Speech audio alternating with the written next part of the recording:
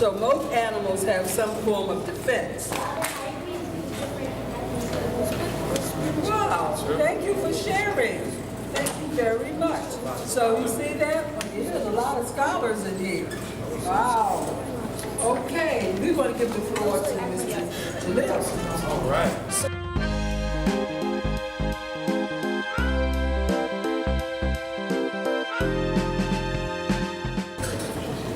So, I'm really excited, and I'm hoping that you guys are excited as well. I love that everyone has their book bags on. They're looking very studious. Everyone came in with such good manners. Everyone has been paying attention so well so far this morning. But I kind of want to shake things up. Is that all right? Yes. All right, so if you have your book bag on and a jacket on, I would take it off right now. If you want, you can put it next to your chair. So yeah, you got your book bag on. We're going to get a little loose. Is that all right? If that's all right, let me hear you say, all right. I go. I go. Those words are West African words. And the word I go, it means, it's kind of like a call and response. I go means, can I have your attention, or please? I go? Ah. Great. What does I go mean? To give your attention. What does I may mean? Okay, we got a couple weeks to learn. Is that cool?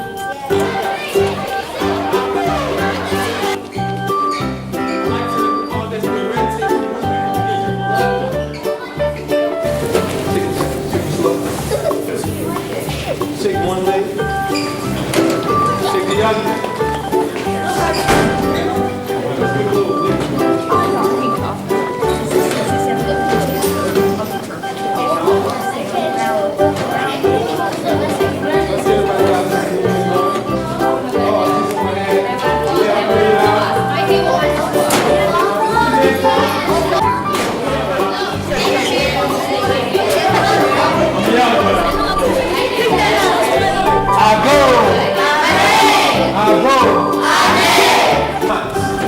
Who knows what that means? Who knows what call and response means? Call is something you get called and then you respond. You know what you see? Sorry.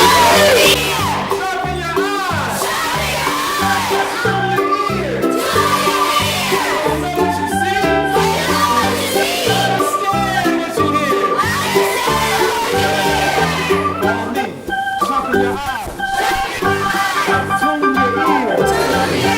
You know what you see?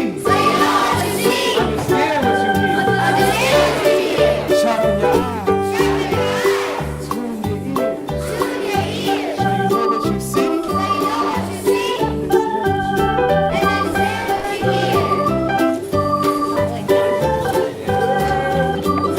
Give yourself a round of applause.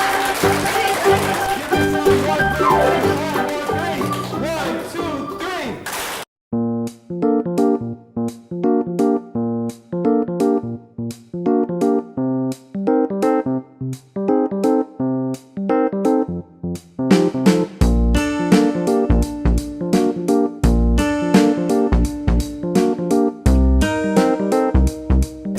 And people get really excited because they're like, oh, good, you know, everybody loves to learn about animals, but then a funny thing happens.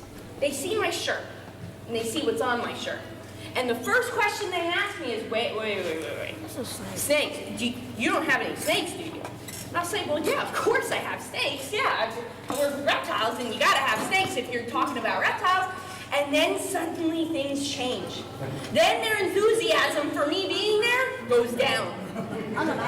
The thing is, you know, today we're here to talk about being a good person, making good choices, being kind to one another. And people ask me all the time, well, what does that have to do with animals? Well, believe it or not, it has everything to do with animals, especially my animals.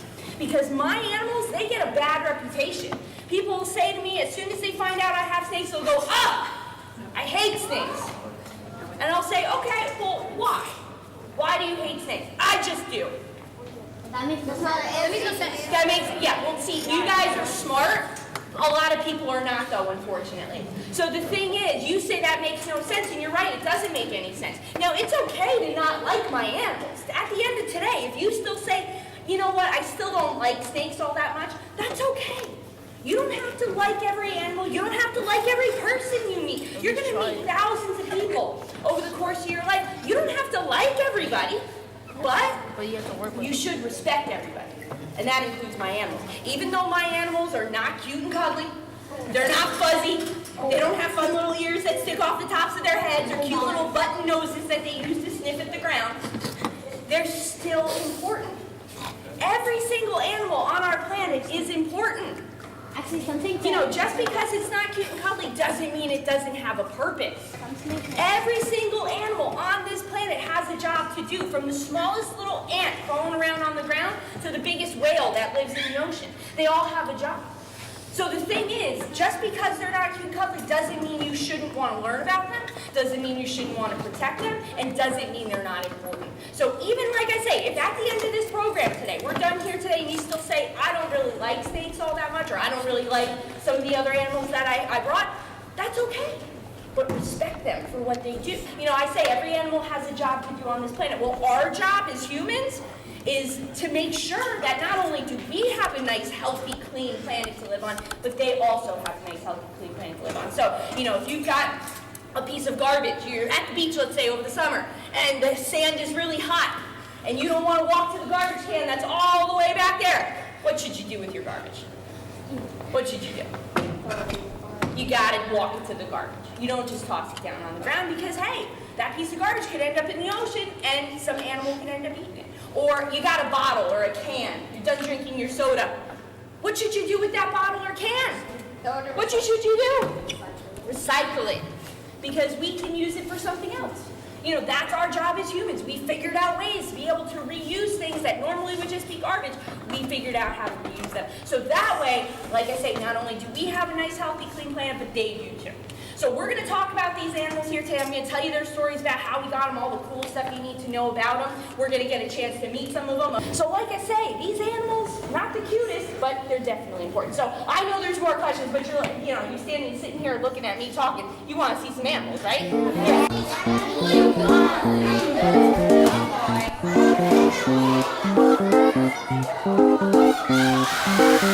Ready?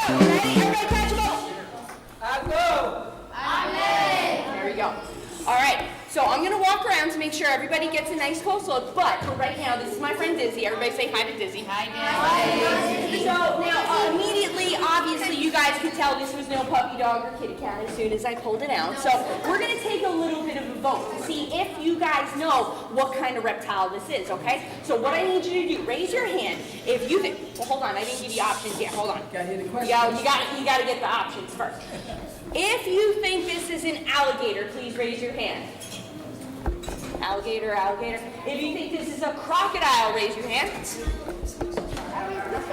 All right, some people didn't vote. All right, if you think this is a giraffe, please raise your hand.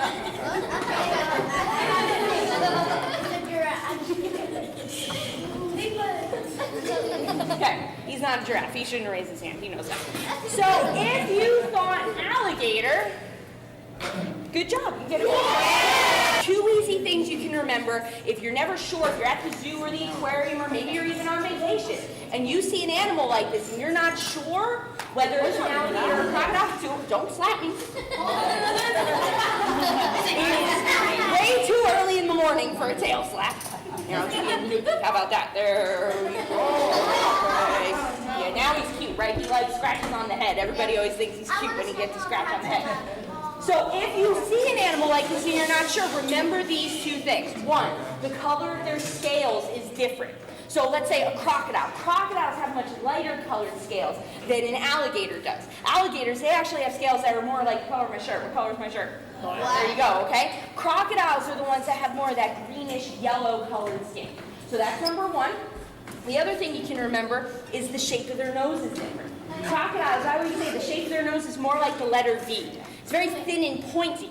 Whereas an alligator like Dizzy here, his nose is more like the letter U. It's much rounder and wider.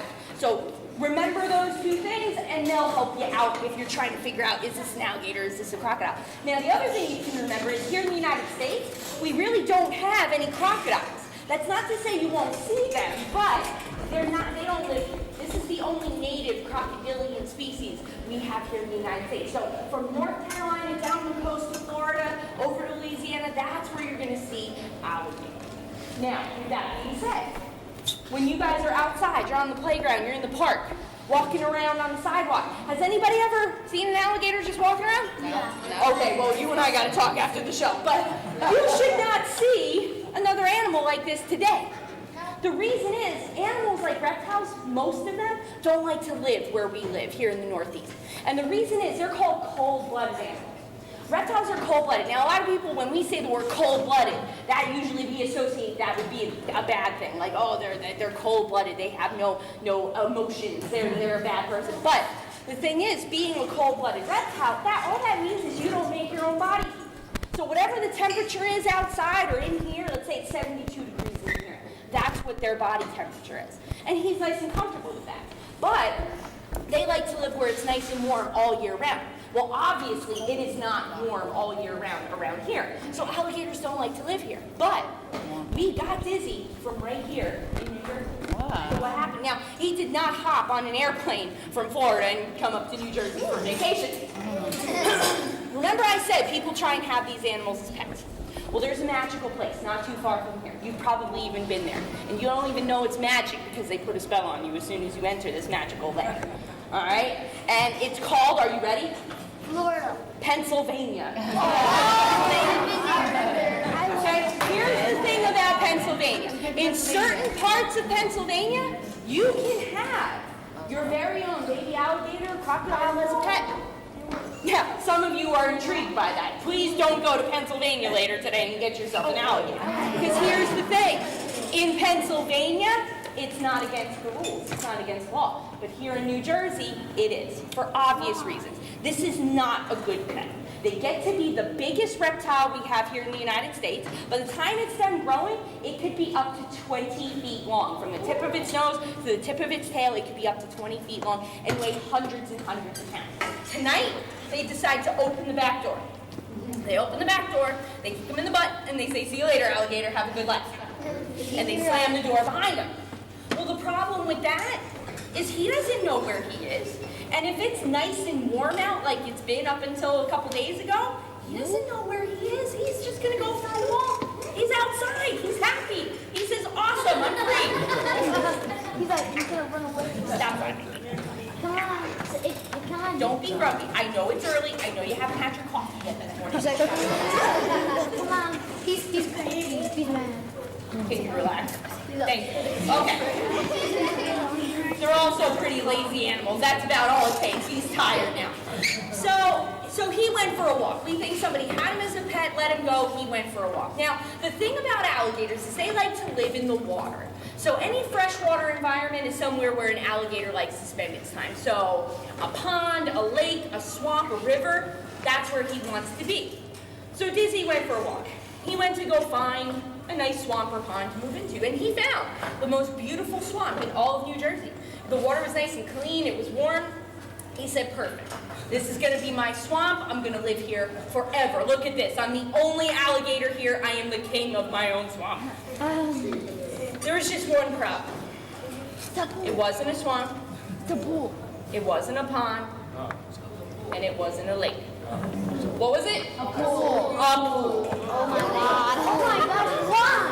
Dizzy. Wait, what's that? It was someone's pool. Now listen, he didn't understand it was a pool. He just thought this is a great swamp for me to move He into. thought he was a swamp. Obviously, the people who own the pool, they were not as happy about their new pool toy as Dizzy was. So they actually had seen us at a program, just like you're seeing right now, and they knew we helped reptiles, and they called us and they said, "We've got some kind of dinosaur swimming around in our swimming pool. Will you please come get him?"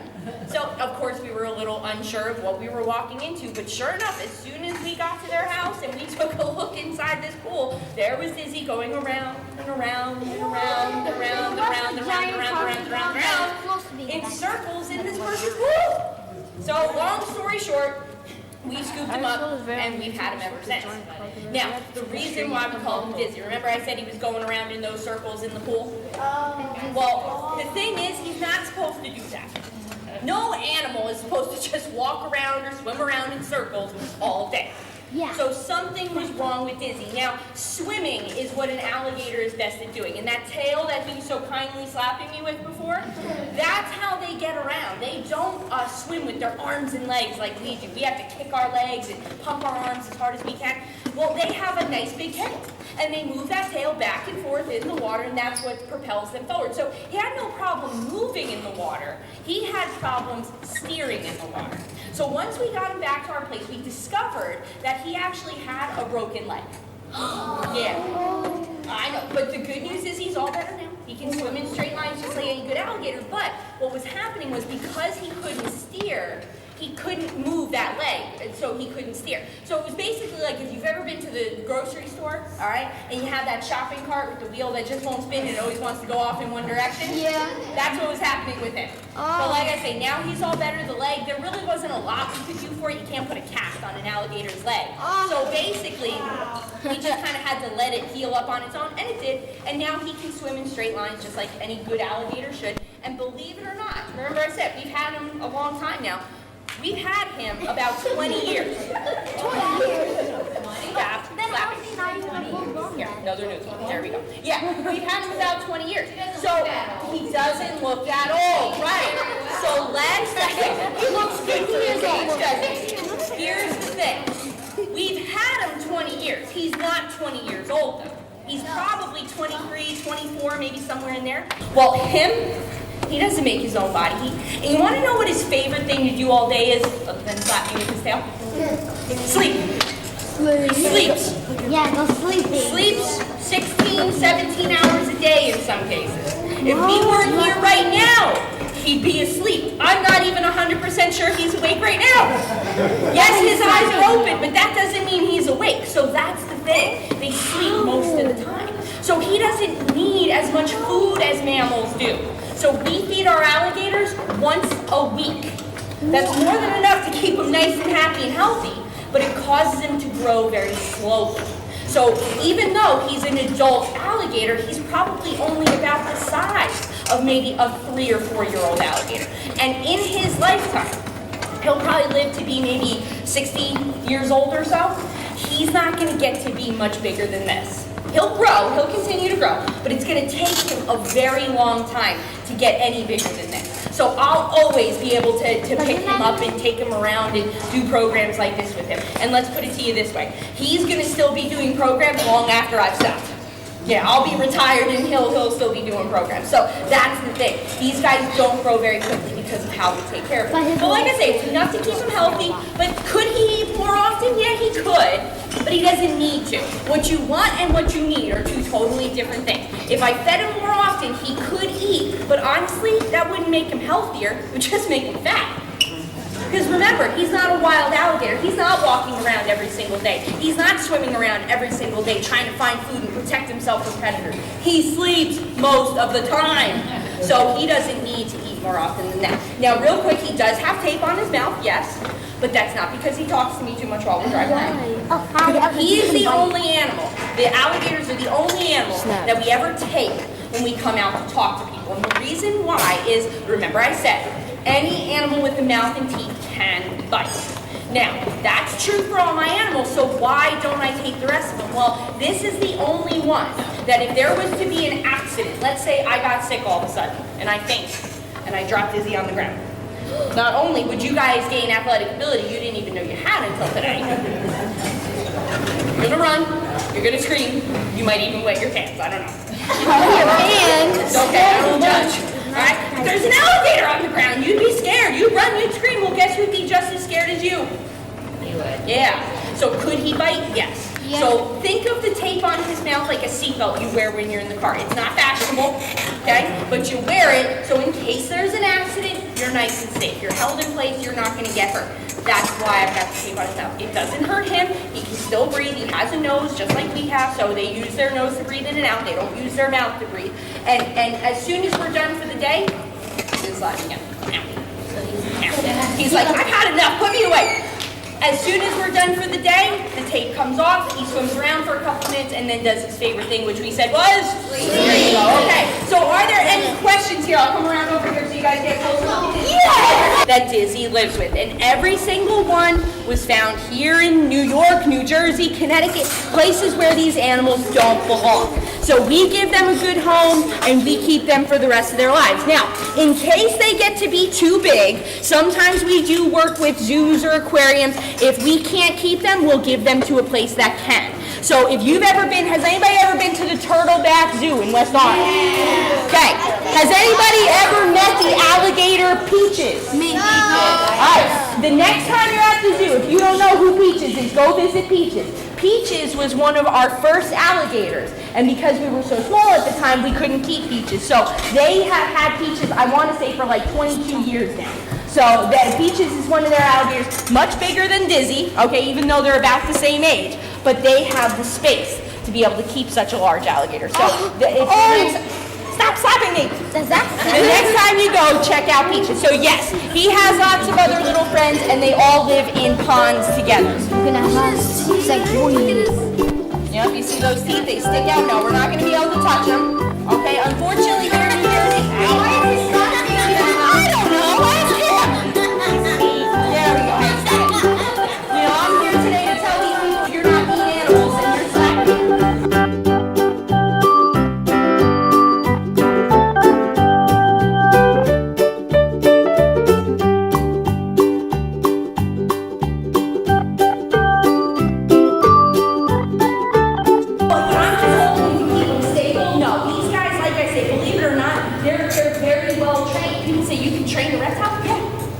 My animals know when it's work time. They know when they go out of boxes. It is not time to get food. It is not. They're not going to get hurt. So they might as well just basically hang out and relax. So I'm just kind of holding him just because it's comfortable for me to hold him this way. But no, you can see I'm not. I actually I barely have my hands on him. He's nice and relaxed. So even though he's an alligator, that doesn't mean he can't be trained. All right, one more. Go ahead.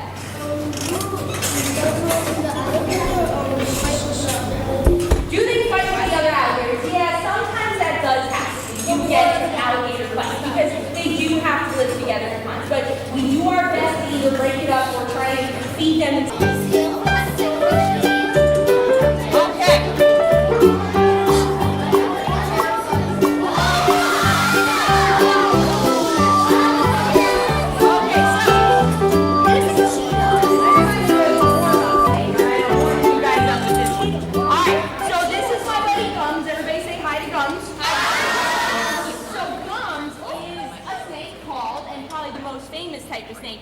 Called an anaconda. So here's the thing. The anaconda, again, probably more so than any other species of snake that we have here on our planet, probably gets one of the worst reputations. And the reason why is because they get to be one of the biggest. And a lot of times people think big equals bad. Now, yes, do you have to be careful with any large species of snake? Of course. But like I said, big does not equal bad. So the anaconda, just to give you a couple facts about anacondas, they, like I said, get to be one of the biggest. This snake, by the time it's done growing, will be close to 20 feet long, again, okay, 20 feet, and weigh close to 1,000 pounds. It's a huge animal. But just because it's big doesn't mean it's, again, necessarily a bad animal. Snakes like this, you know, a lot of people say to me, oh, I know about anacondas. I've seen a movie or a TV show about them. You know, they eat people. There is no snake on this planet big enough to eat you. Here's the thing. Snakes, they swallow their food whole. Okay? So what you have to remember is humans, we are one of the widest animals on this planet. We've got these big, wide shoulders that really no other animal on this planet has. So the snake, if it wanted to eat you, would somehow wrap their body around whatever it is they're trying to eat, and they squeeze really tightly. So when we're handling the big snakes, whether it's an anaconda, a python, a boa, whatever the case may be, we never put them on both our shoulders at the same time. Because if they start squeezing us around here, what's going to happen to me? We're going to choke! Yeah! So that's the thing. We make sure we handle them Again, they're not doing something to be mean, they're just doing what comes naturally to them. Now let me explain the story with gums, okay, and why gums isn't necessarily our biggest fan. Anacondas are sold in pet stores just like any other animal you might like to have as pets. But the thing is, now they're no longer allowed to be sold here in New Jersey, and it's because of the story I'm about to tell you. What had happened was there was a pet store selling all kinds of exotic animals just like this. And what you have to know or understand is if somebody has a pet store, owns a pet store, runs a pet store, they don't necessarily know about the animals they're selling. They don't necessarily know how to take proper care of them. To them, this is a product. It's no different than a shoe store you walk into. All they're interested in is you buying the product. So one of our employees actually walked into this pet store just to get some stuff we needed, and they noticed that all of the snakes looked really skinny. Now people ask me, how can you tell if a snake is skinny? If I can see the snake's bones sticking out through its skin, and it's not a nice round shape like gums, that snake is skinny. So the employee asked the pet store owner, can I see one of the anacondas, please? And the pet store owner got real excited, thinking, yes! Oh, awesome, I'm gonna make a lot of money, because at the time, you could sell a baby anaconda for close to $1,000. Wow. So he was excited, thinking, awesome, I'm gonna make some money here today. So he said, sure, let me get it. So he reached into the tent that he had the anaconda in. Now, he did not have a nice pair of gloves on like I had. He reached in, and what do you think the snake tried to do to his hand? Okay, tried though is the key word. He tried to bite the man's hand. We got the pet store shut down. Hooray. But now we had all these reptiles, once the police came and shut it down, we had all these reptiles that were not healthy. Because with gums, the reason why he hit the snake's head, remember he was biting, well what had happened was he broke all the snake's teeth. Oh my God. Now, the good news is snake teeth, because they are so fragile, even though they're very sharp, they're very fragile. They fall out all the time. Was it that Well, they regrow their teeth their entire lives. So if a tooth falls out, another one comes back. But if it loses all its teeth, basically at the same time, now this snake can't eat.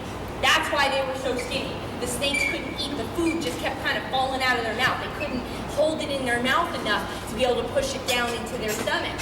So we had to basically nurse these snakes back to health, and the good news is we were able to. That's why I have to wear the gloves today, because Gums no longer just has gums. Gums has a full set of teeth. So I wear the gloves just to protect my hand, because like I say, unfortunately, Gums still associates, even though we've had him for over 10 years now, Gums still associates me with being part of the problem. Now, as I hold Gums out here in my hand, you can see he's calmed down a bit. He's not, kind of striking at me as much, but all it's going to take is just that 1 second where he kind of feels a little nervous or threatened, and he could bite me again. So we wear the gloves for protection. Why not? I want to show you the right way to handle an animal like this. I'm not here to impress you, to show you how brave I am that I'm holding the snake. I'm here to show you how to do things the right way. So let me come around. Now, some people said, oh wow, he's really shiny. Now a lot of people, again, an assumption people make about snakes is because they're so shiny, they're slimy. Snakes are not slimy animals. They don't have wet, slimy skin. The reason why their skin is shiny is actually to help protect them from the sun. When these guys are out in the rainforest where they live, sun doesn't come around all that often at certain times. So they have to sit in the sun as much as they can. Well, just like us, their skin can get burned by the sun. So they've actually got that nice shiny skin, just like you would put on sunscreen if you were to go outside. That shiny skin helps protect them from the sun. Yes? Sure. Snake animal abuse?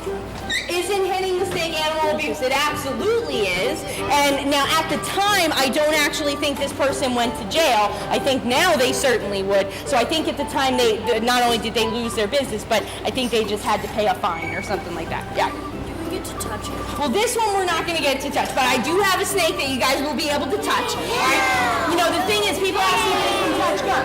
Yes, I'm holding the snake and it's nice and safe, but we know Gums bites, and I never let anybody touch an animal that I know bites. That wouldn't be very safe. I would like to hear that. Was that snake that the owner hit and where? All of them. All of them. So, was it this snake that the owner hit? The owner hit all of them. Okay, so that the story about gums is not unique. We have a few snakes that have that same story. And where is the stomach? Probably about halfway down in the middle of the snake. Yes. Right. So every animal has a purpose. What on earth could be an anaconda's purpose? Well, the thing is, they eat other animals. So snakes, any animal that's a predator, they help keep populations of other animals in check. So every animal has a predator, every animal can be prey for a predator. So the anacondas, because they're one of the bigger predators where they live in South America, they help keep populations in check. They eat animals that, if they didn't eat them, they would kind of take over. Now, we don't have anacondas here in New Jersey, but we do have snakes. So what do the snakes do here in New Jersey? They eat mice and rats. If we didn't have snakes, you couldn't step foot outside of this school. You would step on a rat, you would step on a mouse, they would take over. These guys are nature's mousetrap. So even if you don't love snakes, but if you're in the woods and you happen to see a snake, leave it alone. That snake's there for a reason. Does an anaconda affect your life very much? No. We don't live in the South American rainforest. But the snakes that live here in New Jersey absolutely help us out. Yes. They do have noses, so do snakes have noses? Yes, they do. Okay, they have nostrils. Again, they use those noses to breathe, but they don't use their nose to smell. So that's why you'll keep seeing the snake stick its tongue out. Yes, that's okay. Oh, there, and you're crossing a good one off your list then. So you've never seen a snake before, this is a good one. Now, anacondas, this is a yellow anaconda. There's two types of anacondas, yellow and green. Simple difference is the color of their scales again, but what they do have in common is they actually have eyes that are on top of their head.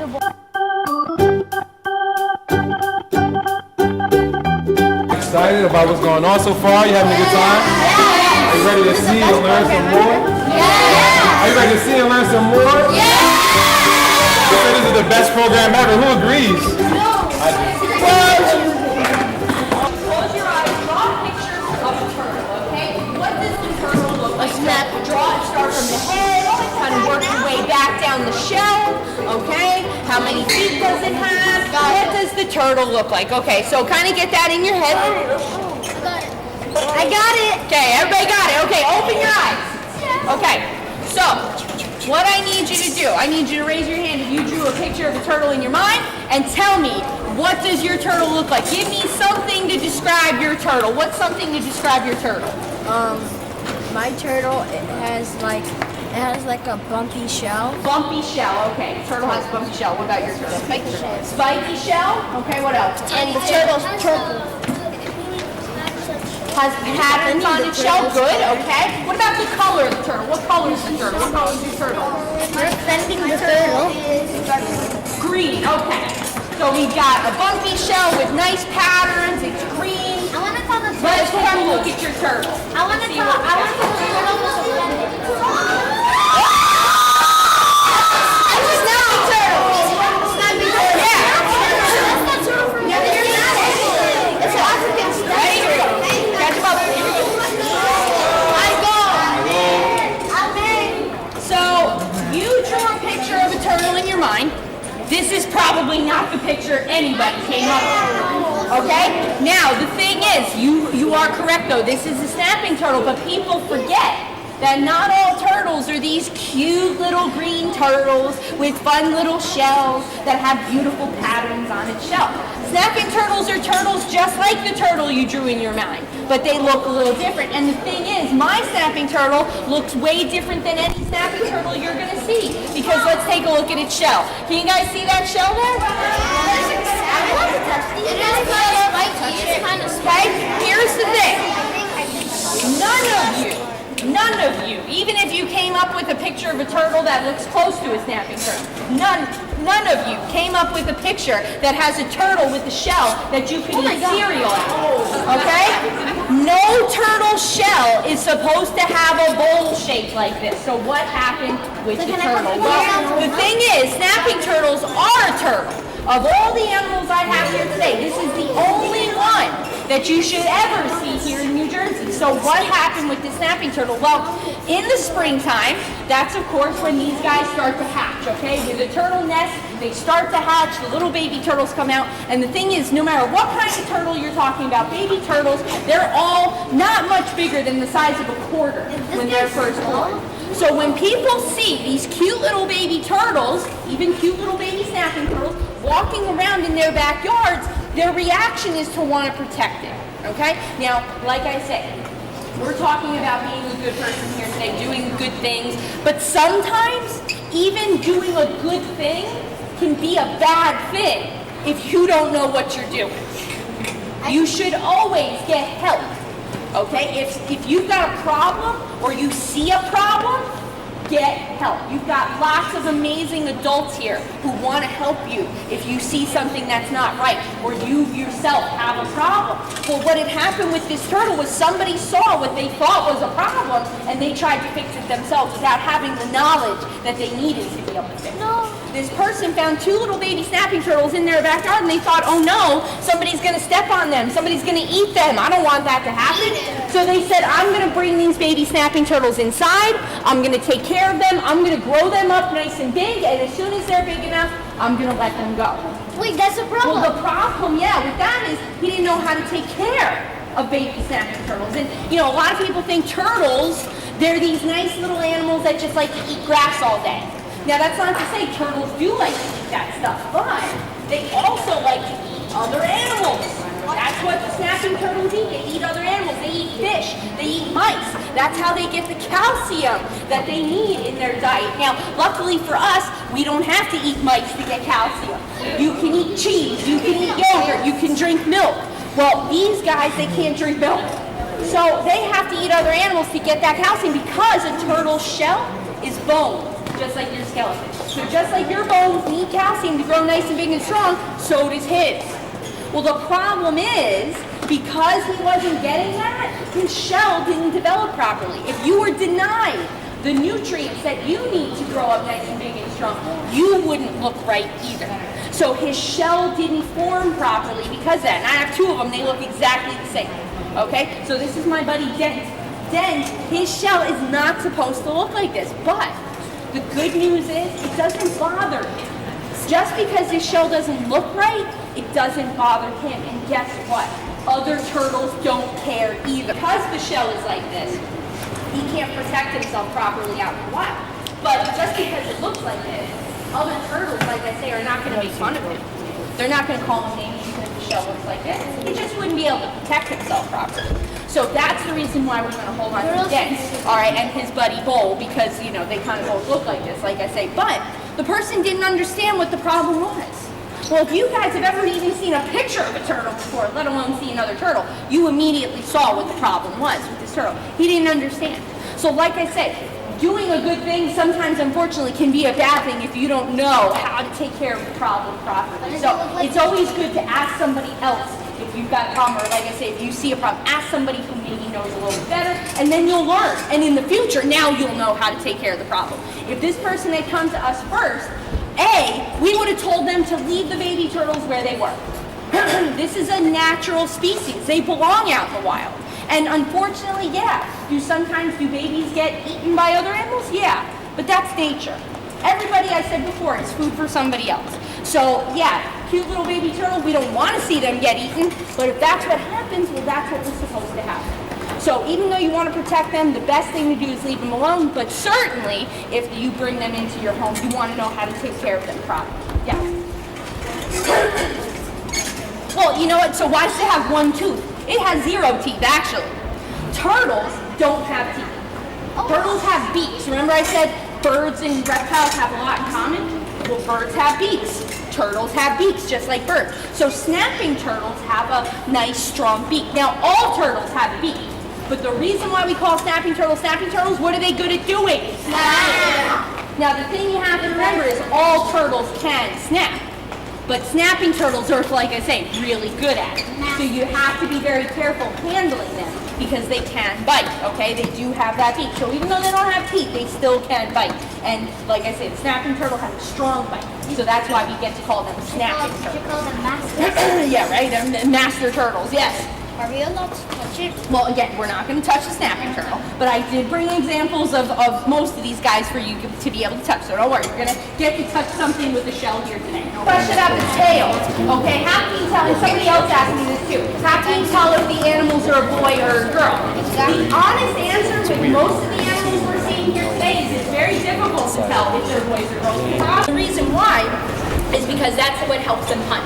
What the snapping turtles do is they take this nice big long tail and they actually stick it in the mud and they sit on their tail. It's almost like a kickstand on a bike. So they stick that tail in the mud and they sit on it and they look up in the water, and that's how they catch their food. Because they're this nice dark brown color, it helps them blend into the bottom of the pond or the swamp that they're in. So if you're a fish, you can't see them when you're swimming around. But all of a sudden, if they open that mouth and you see that bright pink, you think, oh, maybe that's a worm or something for me to eat. So you start to swim down towards it. Well, what's going to happen when that fish gets a little too close?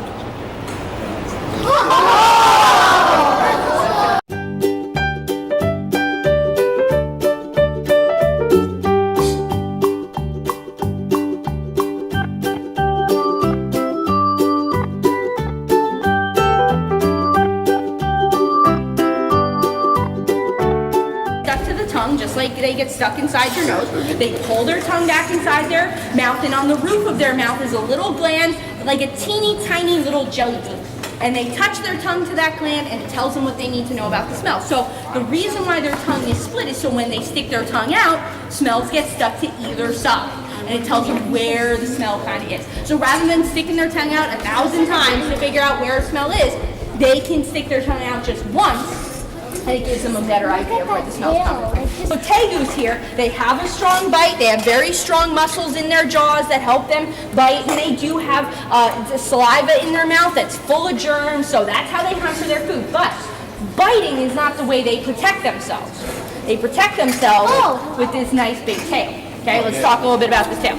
So the tail has many, many functions for most animals. So in the lizard's case, this not only helps him keep his balance because he lives in a rainforest, so a lot of times they like to climb and do things like that. Well, just like you, if you're on a balance beam or the curb or something like that, you kind of hold your arms out to the side to kind of help keep your balance. These guys use their tail. They move it back, forth, up, down to be able to help keep their balance. When they do swim, they're not great swimmers, but if they swim, they use the tail, kind of like the rudder of a boat. It helps them steer, so they'll move the tail around in the water. They don't use it like the alligator does to move through the water, but it helps them steer. But most importantly, and this is why it's so thin here at the end, they use it for protection. If you're another lizard or any animal that's getting a little too close to this lizard and he doesn't want you to come any closer, they hit you with that tail. Ow, ow, ow. They hit you with that tail. Now the thing is, it's so thin here at the end, they can move it very quickly. It's nice and muscular here at the top, but it's very thin here at the end. So they move that tail very quickly and they hit you. So it hurts. But the thing is, again, does the lizard look interested in hitting me here today? No, okay? The thing is, you guys know there's no reason to do that. It's not to say he can't, but honestly, you can kind of feel if they're not in the mood, and if one of my animals isn't in the mood to come out and say hello today, I leave him behind. I've got 300 animals to choose from. I don't have to take any one animal to go but the thing is, what does this have to do with you? Well, like we said before, you have to make good choices. Animals don't make the same types of choices we do. So if somebody's bothering you, you don't hit them with your tail. We don't have to. I don't know that. You might. So that's the thing. You don't hit somebody with your tail. Or if they're especially just giving you a hard time, the thing is you tell somebody. Well, the animals don't make those choices. If somebody they feel is giving them a hard time or just getting a little too close and they don't want that, they'll hit you with your tail. So, again, the lizard who wants to piggyback ride right now, where you going? You're not a parrot. Get off my shoulders. He wants to stay. Get over here. I said, I know they're weird looking. He was looking at him. We're all weird looking. It's fine. So that's the thing. The animals, they're making a choice just to survive. They're not making a choice because, like I said, this animal doesn't like you and says, I'm going to hit him with my tail. That's the thing. Now, Oreo, like I say, he was here. I'm going to come through here. Oreo was someone's pet, and like I say, he just got too big. They didn't realize how big he was going to get. Rather than just letting him go or making the wrong choice, they brought him to us. So that's how we ended up getting him.